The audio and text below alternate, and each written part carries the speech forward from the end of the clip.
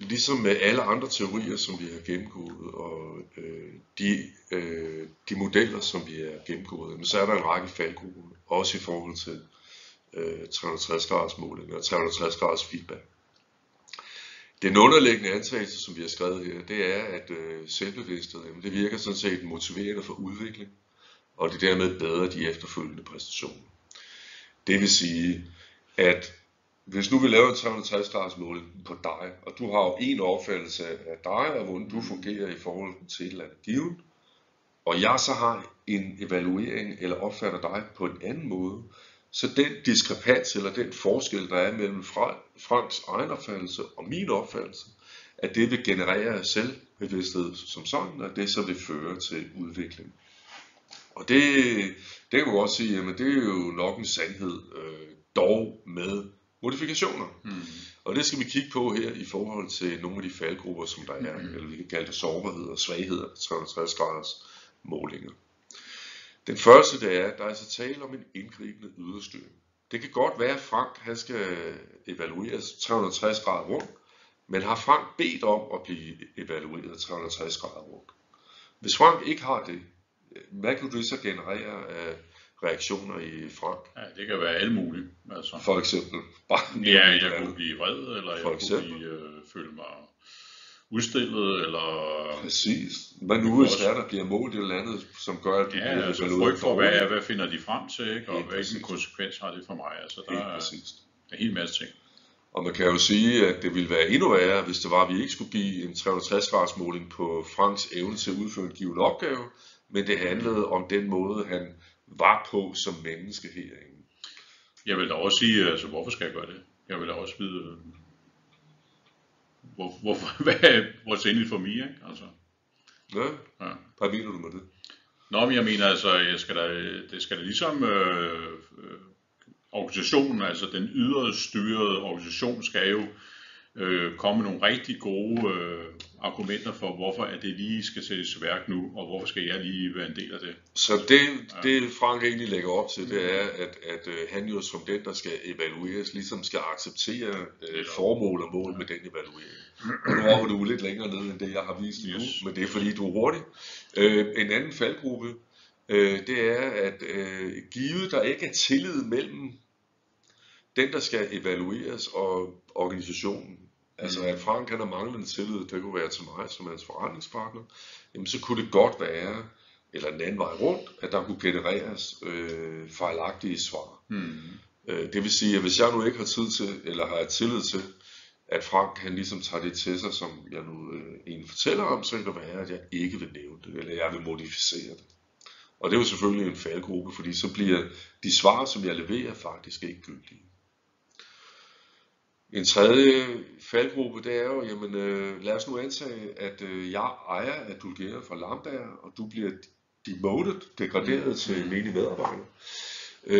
Jamen så kan det jo godt være, og der er andre psykologer i virksomheden, hvilket vi jo har, jamen så kan det godt være, at jeg som leder vil svare mere positivt i min evaluering af Frank, i håbet om, at hvis Arbejdstilsynet kommer og undersøger vores virksomhed, så vil Frank jo svare positivt i forhold til mig.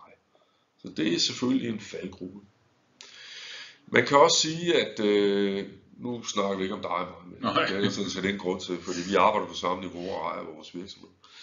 Men hvis man kigger på en organisation, hvor det er, at der er ledere, som har en oplevelse af, at deres chefer stiller for høje krav, så kan de ledere via den anonymitet, som man jo tilbydes i den 360 graders måling, gå ind og svare ret hårdt i forhold til de ledere eller chefer, som de oplever yder et pres på. Igen. Payback time. Igen, svarene bliver ikke gyldige, og det er selvfølgelig et problem. Vi har været inde på det der med, at folk kan føle sig udsat, og det er jo ikke kun den, der skal evalueres, men det kan også være de mennesker, som bliver bedt om at evaluere den, der nu skal evalueres. De kan simpelthen føle sig udsatte. Der er også en anonymitetsproblematik sådan i forhold til de her 360 graders målinger. Man kan gemme sig bag. Præcis. Men hvis der ikke er en tilstrækkelig grad af anonymitet, ja, så kan det jo være, at medarbejdere kan være bange for chefen, fordi når han nu får en dårlig evaluering, eller en han ikke bryder sig om, så kunne der jo være noget i vente, og det var det engelske begreb, som du brugte. Payback time. Okay. Det kan også godt være, at dem, der bliver bedt om at evaluere, enten ikke ved særlig meget om den, der skal evalueres, eller som er forudtaget eller biased. Det vil sige, at jeg skal evaluere Frank, men jeg har på forhånd en eller anden en forudgående forudtagethed omkring, hvorfor Frank kan egentlig gøre, som han gør, og hvad han gør godt, og hvad han gør dårligt. Igen, det kan påvirke gyldigheden eller validiteten i de her svar, som der følger i 360-graders målinger.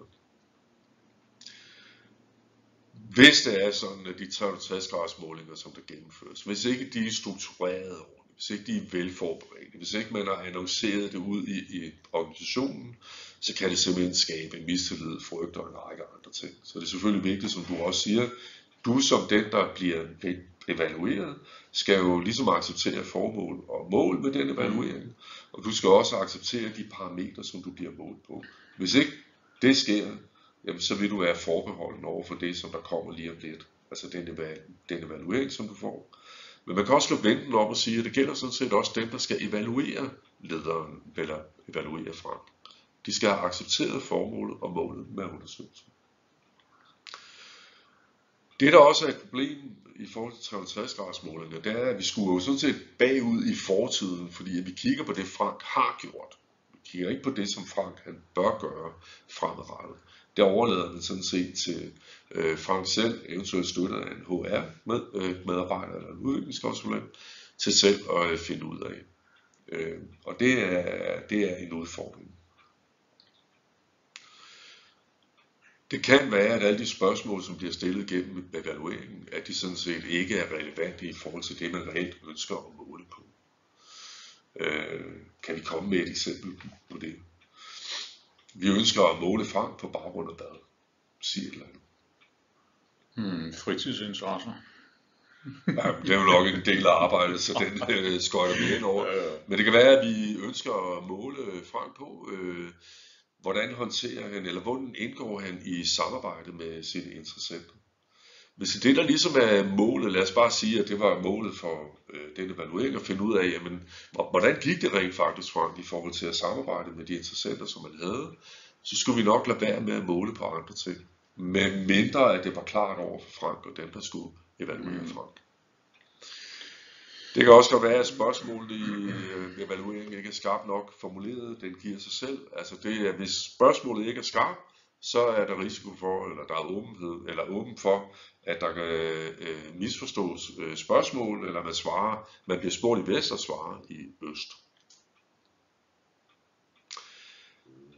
Vores erfaring siger os lidt, at de steder, hvor det er, at den, der bliver evalueret, på en eller anden måde giver en feedback til dem, der har evalueret ham eller hende, jamen så kan det altså generere mistillid. Jeg vil bare sige lige nu her, altså hvis du prøver at sælge 360 graders feedback evalueringer, så gør du det rigtig dårligt.